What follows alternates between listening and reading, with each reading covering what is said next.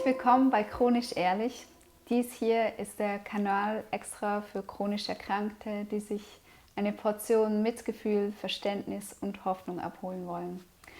Heute habe ich Veronika Schmidt hier bei mir und wir haben zusammen bereits ein Video gemacht, und zwar Sexualität in der Krankheitsphase. Und heute sprechen wir jetzt über Kinder kranker Eltern. Warum ich dich dazu befragen möchte, hat folgender Grund. Und zwar, du und dein Mann haben 4 Kinder und 4 Pflegekinder. Und ich muss hier jetzt ein bisschen ablesen. Und zwar, die Pflegekinder habt ihr in einem professionellen, sozialpädagogischen Umfeld großgezogen. Denn du hast zusammen mit deinem Mann in verschiedenen sozialpädagogischen Institutionen gearbeitet. Und zwar mit gesellschaftlich benachteiligten Kindern und Jugendlichen. Du arbeitest als Familien- und Paartherapeutin und natürlich klinische Sexologin. Deswegen hatten wir auch das Thema Sexualität in der Krankheitsphase zusammen besprochen. Ja, und deswegen glaube ich, dass wir ein sehr, sehr interessantes Gespräch über das Thema kinderkranker Eltern führen werden. Wie kam es dazu, dass ihr Eltern von so vielen Kindern wurdet? Also, dass wir Pflegekinder großgezogen haben, das hat natürlich mit unseren Berufen zu tun. Wir haben uns in der Ausbildung kennengelernt zu Sozialpädagogen.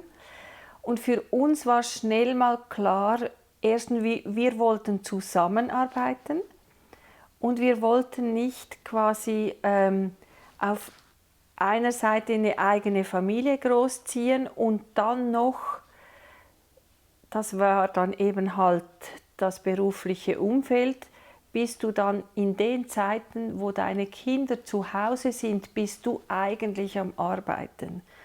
Und es gab dieses Angebot, eine sozialpädagogische Familie zu übernehmen, wo wir das eben alles unter einen Hut bringen konnten. Zusammen zu arbeiten, unsere Kinder großzuziehen, Pflegekinder großzuziehen. Und das war für uns so eine schöne Idealvorstellung. Ich meine, es war auch sehr streng, aber ich möchte es nicht missen. Ich glaube, wir alle haben von diesen, das waren 13 Jahre, haben wir sehr profitiert. Unsere eigenen Kinder, wir selber als Paar, die Pflegekinder. Das war eine gute Sache. Ja, und das ist so dieses Wissen, was man sich theoretisch angeeignet hat, habt ihr halt wirklich in der Praxis im Alltag total erlernt. Ja. Genau. Kinder lernen ja durch Abschauen. Sie entwickeln sich durch Prägung. Und als ich 2 Jahre lang wirklich so krank war, dass man es nicht mehr verbergen konnte, und man kann ja eigentlich den Kindern eh nichts verbergen. Denen kannst du gar nichts verbergen. Nee. Und meine Kinder waren da zwischen 6 und 9 Jahre alt in dieser Phase. Ja, und was habe ich ihnen geboten? Ein merkwürdiges Bild, nämlich ein Bild einer Mutter, die isoliert ist, also fern von Spaß, Aktionen und Vitalität. Und oft kamen sie zu mir ans Bett und haben gefragt, und wie geht's dir heute? So ein bisschen Hoffnung in der Stimme. Und ja, wenn es mir gut ging, haben sie sich natürlich mega gefreut. Und wenn es mir schlecht ging, kamen sie zu mir, haben mir über den Rücken gestreichelt und mir gute Besserung gewünscht. Und das ist ja eigentlich so eine Geste, die eher die Mutter in dieser Phase geben müsste den Kindern. Und einerseits, ja, ist es schön, dass die Kinder Sozialkompetenz lernen und auch sehen, dass nicht immer alles in Ordnung ist. Und andererseits habe ich sehr schnell gemerkt, dass meine Kinder sehr, sehr ängstlich dem Leben gegenüber geworden sind.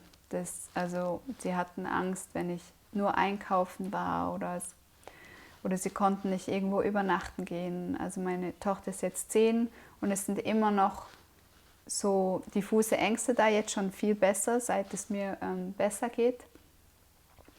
Und meine Frage ist, wenn man in dieser Krankheitsphase ist und die Kinder sehen einem so, was kann man ganz konkret tun als Eltern, um den Kindern trotzdem diese Sicherheit zu geben oder dieses Gefühl von, es kommt gut? Ich glaube, es gibt verschiedene Aspekte. Also ein ganz wichtiger, den möchte ich vielleicht voranstellen, ist, wir haben Idealbilder im Kopf. Was ist eine ideale Mutter? Was ist eine idealer Vater? Was ist eine ideale Familie? Und diesem Bild, wenn man dem schon mal einfach nicht entsprechen kann, kommen bereits die Schuldgefühle. Und ich glaube, das muss man entkräften und sagen, Kinder sind Anpassungskünstler. Also die können mit so Situationen umgehen lernen. Sie werden das auch tun. Dann ist so ein Impuls bei uns Eltern, dass wir Kinder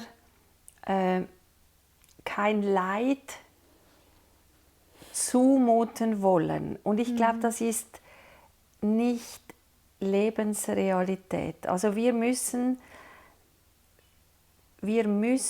unseren Kindern zutrauen, dass sie mit Leid umzugehen lernen. Heute weiß man, wie verheerend die Auswirkungen sind auf Kinder, wenn ihnen gar nichts zugemutet wird. Ist das so? Ja, das ist so. Ah, okay. Verwöhnung, auch das ist ein Ergebnis, dass man heute weiß, Verwöhnung ist schlimmer als eine strenge Erziehung. Inwiefern? Dass es irgendwo, es schwächt das Gefühl des Kindes, Verwöhnung schwächt das Gefühl, lebenskompetent zu sein. Und natürlich gibt es auch auf der anderen Seite ein zu viel, also zu autoritär, zu streng, zu viel Leid. Und auch da kommt es ein bisschen drauf an, nicht jeder Mensch, jedes Kind verarbeitet das gleich gut. Es gibt resiliente, das heißt widerstandsfähige Kinder, die werden zum Teil vielleicht sogar noch stärker durch diese Erfahrungen. Aber wenn natürlich die Erfahrungen sehr schlimm sind, demütigend, kann man auch ein bisschen die Verdient-Kindergeschichte zum Beispiel hinzuziehen, um das zu sehen. Da gibt es Kinder, die sind daran stärker geworden aus dem Impuls, euch zeige ich's, und andere sind daran zerbrochen. Und ich glaube, zuerst gilt es mal wie die Angst zu relativieren, mein Kind nimmt nur Schaden durch sowas. Ja. Genau. Und das Weitere ist aber, dass es sehr wichtig ist, mit Kindern immer wieder über die Situation zu sprechen. Dass sie ihre Ängste auch ausdrücken können. Und ich glaube, was wichtig ist, den Kindern zu vermitteln, dass sie mich nicht schonen müssen. Und als Elternteile ist es wichtig, nicht eine zu starke Schonhaltung einzunehmen den Kindern gegenüber.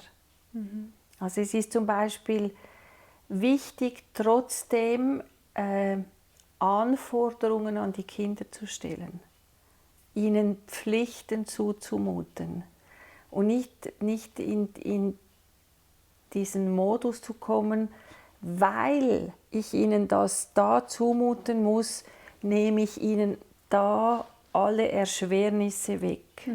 Ja. Das ist was vom Allerschwierigsten, diese Balance zu halten. Ja. Und mit Zumuten, jetzt im Fall von Erkrankungen, wie ist es auch mit der Kommunikation mit verschiedenen Diagnosen? Also ich denke, so sachlich wie möglich die Realität erklären. Kinder haben ein sehr gutes Gespür und Kinder machen auch bei sich Zusammenhänge. Also wenn ein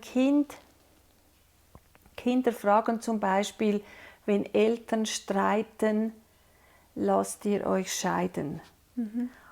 Und dann den Kindern zu sagen, wenn vielleicht das tatsächlich ein Thema ist, nein, nein, nein, du brauchst keine Angst zu haben und so, das ist nicht sinnvoll, sondern in dem Moment müsste man vielleicht Kindern sagen, wir haben tatsächlich Probleme und ich weiß noch nicht, ob wir diese lösen können. Mehr braucht es nicht, es braucht nie Details. Es braucht keine Details, weshalb, warum, sondern einfach, dass man das aufnimmt, was sie spüren. Wenn Kinder fragen, stirbst du jetzt? Genau. Kinder kommen immer mit dem Worst-Case-Szenario. Ja. Dass man sagt, erklärt, was man weiß. Ja. Sagen, nein, ich glaube nicht, diese Krankheit führt nicht zum Tod. Wenn sie zum Tod führt, auch das nicht einfach negieren und sagen, ich weiß es nicht, es könnte sein, es könnte aber auch nicht sein. Ich glaube, Kinder haben es verdient, dass wir mit ihnen ehrlich sind, aber auf kindergerechte Art und Weise. Das heißt, selber nicht in die Emotionalität zu kommen in dem Moment, oder wie sieht das praktisch aus? Das heißt jetzt nicht unbedingt, also es kann nicht, soll ich sagen, es kann ja mal sein, dass das Kind weint und ich auch weine. Ja. Aber wenn ich merke, dass ich nur weine und damit die Kinder in Panik versetze, ja, dann müsste ich vielleicht schauen, dass ich aus dieser Spirale wieder rauskomme und bei mir selber einen Umgang finde, wo die Emotionen ich auch ein bisschen kontrollieren kann und mir auswählen kann, wann ich jetzt weine und wann nicht. Ja. Aber ich glaube, auch gar keine Emotionen zu zeigen, ist nicht gut für die Kinder. Ja. Ja. Ja. Genau.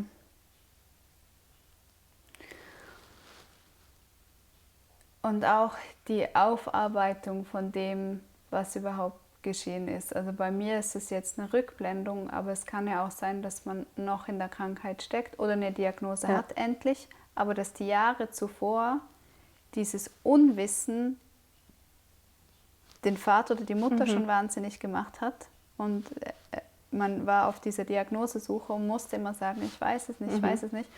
Und dann kommt ja diese Diagnose und wie kann man auch die Jahre vorher ein Auffangbecken sein? Oder in meinem Fall war es dann, ich habe gefunden, wie ich meine Symptome lindern konnte und ich habe einen Weg gefunden, zurück in die Arbeit und in die Gesundheit. Aber jetzt ist es ja nicht einfach vorbei alles, sondern das hat Prägungen und Spuren hinterlassen. Wie kann ich das thematisieren mit den Kindern? Ich wäre sensibel drauf, wenn Sie so Signale senden, wo bedeuten könnten, Sie würden jetzt vielleicht darauf eine Antwort wollen oder mal darüber sprechen oder Sie können vielleicht nicht von sich aus sprechen, dass ich Sie darauf anspreche und sage, wie war diese Zeit für dich? Bei Kindern ist es oft so, das sind kurze Momente, es braucht wenige Sätze und dann ist es wieder gut. Ja. Und dann kommt es wieder und es kommt ein andermal wieder. Und es braucht immer nur diese kleinen Aufmerksamkeitsspannen. Aber ich glaube, die sind wichtig. Es ist wichtig, die aufzunehmen und nicht einfach zu ignorieren.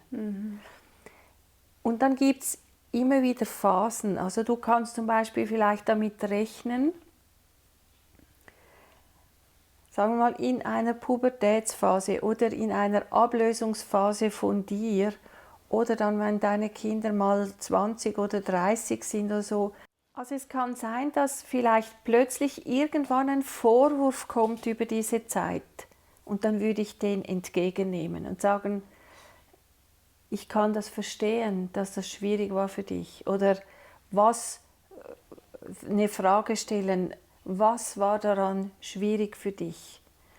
Und dann ist es manchmal auch gut zu sagen, es tut mir sehr leid, dass ich dir nicht anders begegnen konnte in dieser Zeit. Ich glaube, das Wichtige ist nicht, das alles total zu verhindern oder danach schön zu reden, wäre nicht gut, sondern das Wichtige ist, das einfach ernst zu nehmen und entgegenzunehmen, auch wenn es dir wehtut, dass du da vielleicht nicht so gehandelt hast, wie du im Nachhinein denkst, hätte ich handeln müssen. Ja.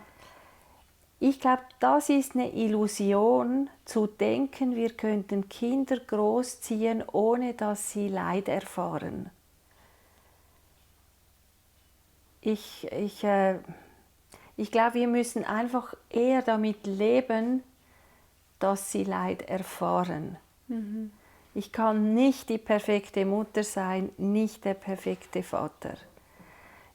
In der Erziehungsberatung sage ich immer so, wenn ihr 75% das macht, was ihr richtig findet, dann genügt das. Es braucht nie die 100%, weil die machen auch, die haben was Unrealistisches. In der Regel gibt es dann so einen Perfektionszwang, der auch nicht gut ist. Du darfst als Mutter auch mal rumschreien, aber das sollte in den 25% drin sein. Du solltest nicht 75% rumschreien. Das ist definitiv schädlich. Ja, definitiv. Ja. Ja, klar. Ja, ein anderes Thema, was mich selbst beschäftigt, hat auch mit dieser Prägung zu tun.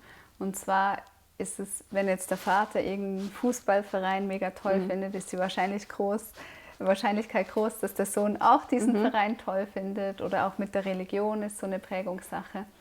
Aber auch mit dem Lebensstil. Und bei uns in unserer Familiengeschichte ist es ja schon sehr krass, was passiert ist. Also ich bin erkrankt und eine radikale Ernährungs- und Lebensstilveränderung haben dazu geführt, dass diese kranke Mutter, die leidend im Bett war, wieder im Leben teilnehmen kann. Und natürlich beeinflusst das nicht nur meinen Teller, sondern auch der Teller der Kinder. Und für meinen Mann und die Kinder war das eigentlich super. Also es war auch eine Umstellung natürlich. Die Kinder sind von Neurodermitis weggekommen. Mein Mann, der hat immer wieder depressive Verstimmungen, die sind weg und er ist sehr vital und sportlich geworden. Und die Migräne meiner Tochter zum Beispiel ist weg. Und deswegen war das für uns als Familie so, das hat uns auch zusammengebracht. Es hat uns wieder zurück in die Normalität gebracht. Auch wenn diese Ernährung radikal ist. So, oder radikal im Moment, vielleicht wandelt sich die Welt und irgendwann ist es auch nicht mehr radikal. Aber was ich merke, und da stehen meine Kinder wirklich jetzt zwischen den Stühlen, dass unser Umfeld ganz anders damit umgeht. Sie haben zwar auch gemerkt, oh, die Priscilla, die ist jetzt wieder fit und gesund und alles gut, aber das mit der Ernährung ist schon ein bisschen krass. Das ist eigentlich übertrieben. Und verunsichern dann die Kinder, weil das ist dann Thema mit Zucker oder Gluten und so weiter. Und da erfahren sie dann wieder eine Unsicherheit. Und ich bin dann als Mutter, denke ich auch so, mache ich jetzt irgendwas falsch? Ich gebe doch mein Bestes, eben die 75%. Aber weil man nicht genauso agiert wie viele im Umfeld, hinterfragt man sich dann so. Wie gehe ich da am besten damit um? Also du hast ja das mit dem Fußballverein angesprochen, oder? Wenn ich dich richtig verstehe, dann denkst du, ist es richtig, dass ich Kindern Dinge vorgebe, die mir wichtig sind? Ja, genau, wo ich gelernt habe, wow, das ist echt eine wichtige Sache im Leben und das wird ihnen so viel helfen oder sie gesünder alt werden lassen, im besten Sinn, im besten Fall. Und dann möchte ich das natürlich umsetzen. Ja. So wie der Fußballvater, der sagt, da erleben wir Spaß und Energie, das tut uns gut und das verbindet uns, ist es bei uns jetzt halt dieses Essen. Genau. Also ich denke, die Angst dahinter ist ja auch, dränge ich meine Kinder in eine Richtung, die sie vielleicht dann irgendwie gar nicht gut finden im Nachhinein. Und ich glaube, das Wichtige ist zu wissen, wir können gar nicht anders als unsere Kinder prägen. Und du musst einfach eins wissen, wenn du nicht prägst, prägt jemand anders. Also das heißt, es ist nicht so, dass wir möglichst wenig Prägung geben sollen, damit sich unsere Kinder frei entwickeln. Ja. Weil dieses Vakuum wird irgendwas anderes ausfüllen. Aber ich glaube, was wichtig ist zu wissen, es wird die Phase kommen im Leben deiner Kinder, wo sie das hinterfragen werden. Und das ist richtig so. Ja. Und zu eigenen Schlüssen kommen. Und du weißt jetzt noch nicht, zu welchen Schlüssen sie kommen. Aber so geht Reife. Also erstmal geben die Eltern vor. Ja. Und dann so um 12, kann man sagen, ist so diese Prägungsphase ziemlich abgeschlossen. Was nicht heißt, dass sie nicht weiterhin Führung brauchen. Aber sie beginnen im Laufe der Pubertät das alles in Frage zu stellen. Und wichtig ist, dass du als Mutter oder ihr als Eltern das zulassen könnt, dass das Kind jetzt alles hinterfragt, um dann zu eigenen Entschlüssen zu kommen und zu einer eigenen Wertehaltung kommt, die dann nicht mehr von außen vorgegeben wird, wie das Elternschaft ist. Das ist wie ein Korsett, sondern dass sie dann das, was ihnen wichtig ist, verinnerlichen. Und das Problem ist erst da, wenn du deinen Kindern nicht erlaubst, eigene Überzeugungen zu finden. Ja. Sondern wenn du dann Einfluss nimmst und sagst, deine Überzeugung sollte die und meine sein. Und diese Freiheit nicht gibst. Ja. Aber jetzt musst du dir eigentlich keine Gedanken machen. Ja. Ja. Ja, die Gedanken, die kommen natürlich eher, wenn dann von außen hin eben Angriffe kommen. Und ich finde das schon schwer, mit diesen Angriffen umzugehen. Wie gehen deine Kinder damit um? Genau, das ist so. Also zum Beispiel waren wir im Familienurlaub und ein enges Familienmitglied, also nicht von unserer Familie, sondern eine enge Verwandte, hat gesagt, das Essen, was du kochst, Priscilla, das ist eklig. Wenn ich dein Kind wäre, würde ich verhungern, weil ich nichts davon essen würde. Übrigens, die Person hat nie was davon gegessen. Ja. Und meine Kinder saßen auch am Tisch. Und das war schon sehr krass. Und Wie haben Sie reagiert darauf, die Kinder? In dem Moment? Scham. Sie saßen da ganz ängstlich, weil das ein offensichtlicher Angriff war. Auf dich natürlich. Auf mich. Die Person hätte auch sagen können, Priscilla, wie du dich anziehst oder Priscilla, wie du mit deinem Mann umgehst. Oder, also eigentlich, sie hat dich ja öffentlich bloßgestellt. Also du weißt ja in dem Moment eigentlich nicht, empfinden sie Scham in Bezug auf die öffentliche Bloßstellung oder aufs Thema. Hast du es mit den Kindern aufgenommen nachher? Wie war das für euch? Was habt ihr gedacht? Ja, also ich habe dann gesagt, ich finde das nicht in Ordnung, dass sie vor meinen Kindern so etwas sagt. Und genau, also ich habe das halt so einfach platziert, aber ja. Redest du mit deinen Kindern grundsätzlich darüber, was für sie schwierig ist? Vielleicht ja, genau, dem? zu dem wäre ich gerade gekommen. Ja? Eine Sache ist auch, dass meine Tochter letztens zu mir kam und sagte, ich weiß gar nicht, wem ich glauben soll, dir oder den anderen, weil andere sagen, das stimmt gar nicht, dass Gluten zum Beispiel Entzündungen fördert oder und so weiter. Und natürlich versuche ich ihr dann zu erklären, dass ich das mit Ärzten abgeklärt habe und das lerne, das ist ernährungswissenschaftlich belegt. Und gerade genau das wollte ich auch noch sagen, mein Sohn ist Autist. Und für ihn sind dann diese wissenschaftlichen Dinge, die ich ihnen sage, ist das ganz klar und das ist verständlich und da gibt es Tests und Studien, das ist alles klar. Aber wenn dann von außen hin solche Angriffe kommen, dann versteht man das nicht. Also weder mein Sohn, der autistisch ist, noch meine Tochter, weil es so unlogisch ist. Und ich weiß als Erwachsener, okay, da fühlt sich vielleicht das Umfeld eher angegriffen, weil sie ihre Ernährungsform hinterfragt fühlt. Aber das fällt mir so schwer, das den Kindern irgendwie nahezubringen, weil ich eben nicht möchte, und das war vorhin in der Frage, ich möchte sie nicht wie zu einem Lebensstil zwingen, sondern ich möchte ihnen nur zeigen, was ich gelernt habe und für gut empfunden habe, so quasi. Aber wenn dann diese Angriffe von außen kommen, ist das schon schwierig. Also ich meine, wenn sie das von dir ja wissen, das wäre was ich dich ermutigen möchte, mit ihnen wirklich darüber zu reden. Wenn sie von dir wissen, dass sie auch mal ausprobieren dürfen, was jetzt vielleicht nicht auf eurem Speiseplan ist, eine Ausnahme. Wenn sie auch ihre Zweifel offen äußern dürfen, auch wenn man darauf keine Antwort findet. Das fände ich gut. Und was gut wäre in diesen Gesprächen, wäre vielleicht nicht noch mehr Fakten zu bringen, die sie überzeugen, sondern viel, viel mehr Fragen zu stellen, was das mit ihnen macht.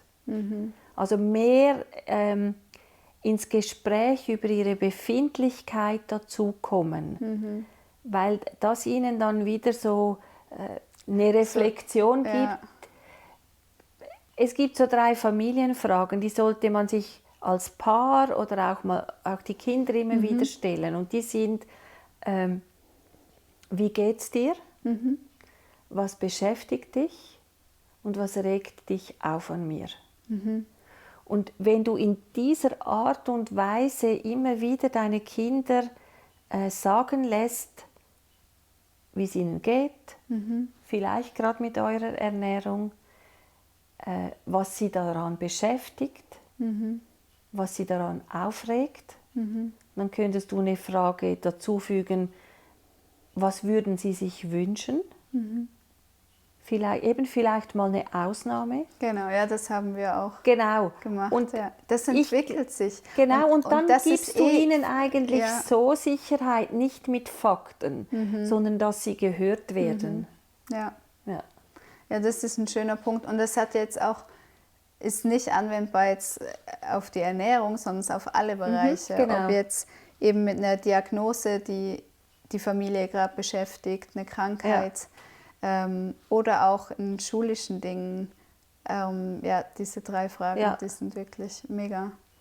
Fragen stellen hilft den Kindern, ihre eigenen Gefühle zu formulieren.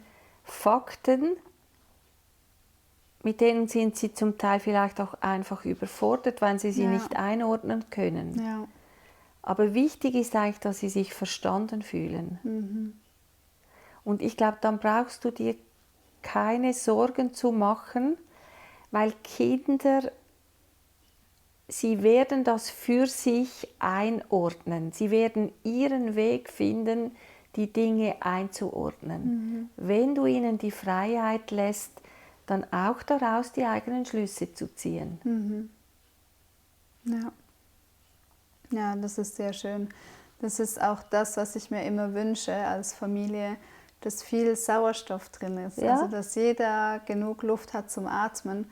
Und eben, es ist so, wenn man als Familie so ein Schicksal, sage ich jetzt mal, erlebt hat, wo alles so ins Wanken kommt oder gekommen ist Und etwas gibt Stärke. Da war bei mir eben immer im Hinterkopf, es soll nicht zu extrem sein. Es soll so sein, dass es uns allen gut tut. Was eben enorm erschwert ist, wenn man so angegriffen wird, gerade spezifisch die Kinder, auch wenn ich nicht da bin, wenn sie dann, wenn ihnen einfach Sachen gesagt wird, was sie sehr verwirrt. Aber das ist wirklich sehr, sehr schön, was du jetzt gesagt hast mit diesen Fragen, weil es geht Schluss am Ende nicht um die Sache. Es geht nicht um den Fußballverein, nicht um die Religion, nicht um das Nahrungsmittel. Es geht eigentlich um das Kind und wie es sich fühlt, was es empfindet und dass sie sich selber spüren und da und dass sie sich ernst genommen fühlen von euch. Und weißt du selbst, wenn jetzt das ein ungewöhnlicher Lebensstil ist, wenn ihr da drin sicher seid, dann vermittelt ihr diese Sicherheit. Und das ist eigentlich wichtig. Das wollen Kinder. Kinder wollen sich sicher fühlen und sie gehen instinktiv davon aus, meine Eltern wissen, was gut ist.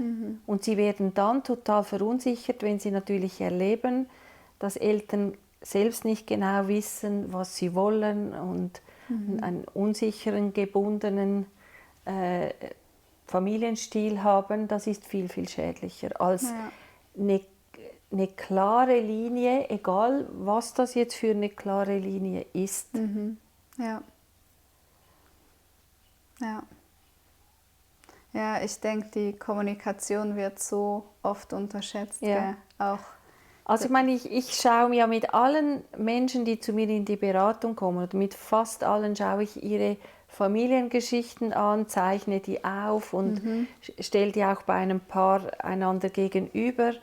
Und was ich daraus für mich eigentlich über die Jahre gelernt habe, ist, was in einer Familie wirklich schwierig ist, sind die Dinge, die nicht angesprochen werden. Es geht nicht darum, was für Dinge passieren, sondern ob sie angesprochen werden oder ob sie tabuisiert werden. Das geht mega tief. Und alles, was tabuisiert wird, wird mich irgendwann in meinem eigenen Leben wieder beschäftigen, weil es nicht gelöst wurde. Ja, und dieses Tabuisieren, das passiert so schnell, weil wenn ein Elternteil schwer erkrankt, kann man es in den ersten Monaten oder Jahren schon fast nicht fassen und zulassen, diese Akzeptanz von dieser Krankheit, diese Ungerechtigkeit. Und dahin zu kommen, ein Ja zu entwickeln zu dieser Krankheit und das dann noch im nächsten Schritt mit den Kindern wirklich anzuschauen und in Beziehung zu gehen. Und da muss man weinen. Also es gab keinen Punkt, wo ich nicht, wenn ich ehrlich wurde vor den Kindern, nicht einfach weinen wollte. Und ich wollte halt auch immer stark sein und sie nicht ausliefern. Aber es ist so, wie du gesagt hast, das war dann nicht überfordernd für sie. Also ich habe da jetzt kein Drama draus gemacht, aber sie haben halt gemerkt, das ist etwas, was ich jetzt trage, aber ich trage es. Und dieses Reden ist so wichtig. Auch wenn es, also mich hat es wirklich alles gekostet, Veronika. Also das sind ja so viele Ängste und eben dieses Bild, was man hat von einer Mutter, die den Kindern alles gibt, die Versorgerin. Und wenn dieses Bild ins Wanken kommt, das war nicht leicht. Kannst du diese 3 Fragen nochmal wiederholen? Das fand ich sehr inspirierend. Also die eine Frage ist vielleicht die Einstiegsfrage. Wie geht's dir? Ja. Auf die kann man sogar mit Ja oder Nein, gut oder schlecht antworten. Ja. Genau. Aber es ist so wie mal so die Beziehung aufnehmen, oder? Ja. Und dann ist die Frage, was beschäftigt dich? Nichts. Das kann sein, dass ein Teenager das sagt.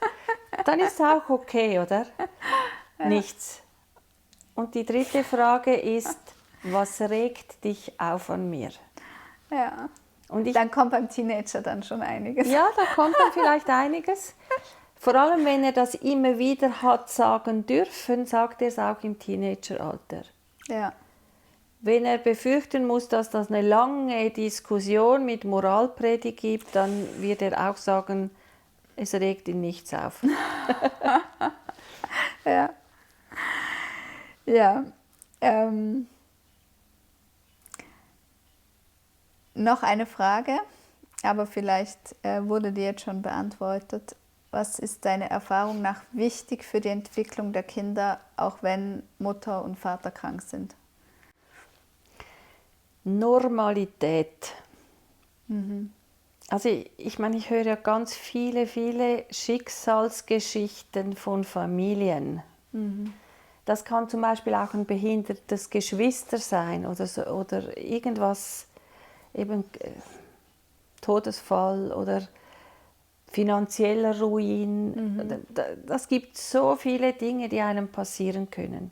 Und was für Kinder wichtig ist, eine möglichst stabile Normalität. Ja. Und das heißt eben auch, dass es muss trotzdem die Hausaufgaben machen, es muss trotzdem frühzeitig zu Bett, es darf vielleicht trotzdem nicht endlos Videos gucken, es muss trotzdem seine Pflichten erfüllen. Das gibt alles Halt und ist aber eben auch wichtig, um nicht in diese Schonhaltung hineinzukommen. Ja. Die darf auch zu 25% sein, oder? Oder die darf vielleicht, bis sich mal nach einem Schicksalsschlag alle sortiert haben, Ja. darf das sein, aber das Ziel muss Normalität sein. Ja. Ja, vielen Dank, Veronika, Gerne. für den Einblick. Und ja, welche Ermutigung liegt dir noch am Herzen jetzt so als Abschluss, was du uns gerne mitgeben möchtest? Ich glaube, Elternschaft braucht eine ganz wichtige Ermutigung grundsätzlich. Und die heißt,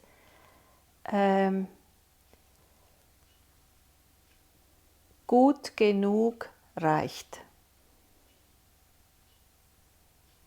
Perfektionismus ist kein Ziel als Eltern. Ist auch kein Ziel für Kinder. Das gibt eine Erziehung, die nicht sich fröhlich anfühlt. Ja. Ja. Vielen Dank, Veronika, für dieses tolle Gespräch. Und vielen Dank, dass ihr dabei wart. Und wenn ihr noch mehr solche Videos sehen wollt,